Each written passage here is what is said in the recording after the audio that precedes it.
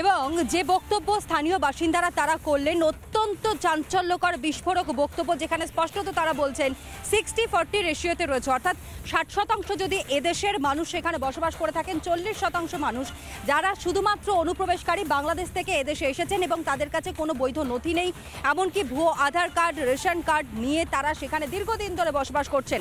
দত্তপুকুরের বাসিন্দারা তারাই এই বক্তব্য রাখছেন, তারাই এই অভিযোগের সামনে রাখছেন। অমিত শাহ, অর্থাৎ যার কথা এই মুহূর্তে আপনাদের সামনে আমরা তুলে ধরলাম, স্থানীয় বাসিন্দারাও বলছেন এই অমিত শাহ একজন বাংলাদেশি, তাকে গ্রেফতারও করা হয়, কিন্তু এই অমিত শাহ যার বাড়িতে ছিলেন তারা কি বলছেন, তাদের বক্তব্য কি, আদৌ তার কোনো অস্তিত্ব, অর্থাৎ এই অমিত শাহ তার কোনো অস্তিত্ব কি এই দেশে রয়েছে, না এই দেশে তার পূর্বপুরুষরা ছিলেন, সেই বিষয়ে কিন্তু কোনো স্পষ্ট ধারণা এখনো পর্যন্ত পাওয়া যাচ্ছে না। এবং একই সঙ্গে আপনাদেরকে দেখাই, সৈকত আমাদের প্রতিনিধি একেবারে গ্রাউন্ড জিরোতে পৌঁছে গিয়েছিলেন এবং দত্তপুকুরের ওই বৃদ্ধা অর্থাৎ দুর্গা সাহা তিনি বলছেন মেডিকেল ভিসা নিয়ে কেউ এখানে আসেনি, অর্থাৎ তাদের বাড়িতে কেউ আসেননি। তাহলে আসল সত্যটা কি? সৈকতের সেই প্রতিবেদন দেখুন।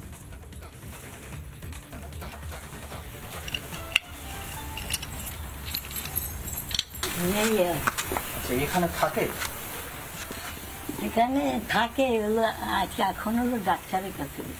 কোথায় গেছে এখন আমি তা বলতে পারবো না। আপনার কে হয়? আমার মেয়ে। আপনার নাম কি? লক্ষ্মী রানী সাহা? হ্যাঁ, আমার নাম হলো দুর্গা। আচ্ছা, লক্ষ্মী রানী সাহা কে? লক্ষ্মী রানী সাহা হলো আমার মেয়ে, বড় মেয়ে। আচ্ছা, আর সরস্বতী সাহা? আমার এই ছোট মেয়ে। হ্যাঁ। প্রভাস সাহা কে? হলো জামাই। আচ্ছা, মানে সরস্বতী দেবীর হাজবেন্ড? না না, এই লক্ষ্মী দেবীর হাজবেন্ড না, সরস্বতী দেবীর হাজবেন্ড। হ্যাঁ। কতদিন এসেছেন? ওরা বহুদিন আইছে, বহুদিন, মেলা আমালে। অমিত সাহা বলে কেউ ভেরি রিসেন্ট আপনাদের বাড়িতে এসেছিল? আমি সাহাবির আমরা চিনিই না। কয়েকদিন আগে বাংলাদেশ থেকে এখানে এসেছিল মেডিকেল ট্রিটমেন্ট করাবে বলে, এরকম কোন লোকজন এসেছিল? আপনি ভোট দেন? আমার না, আমার ভোট নেই, ভোট দিন। আমি যা দিয়ে আইছি ওই দেশের দিয়ে আইছি।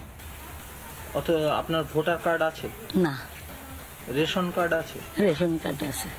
নানা ধরনের কন্টেন্ট দেখার জন্য লাইক করুন, শেয়ার করুন আমাদের ফেসবুক পেজ, সাবস্ক্রাইব করুন আমাদের ইউটিউব চ্যানেল।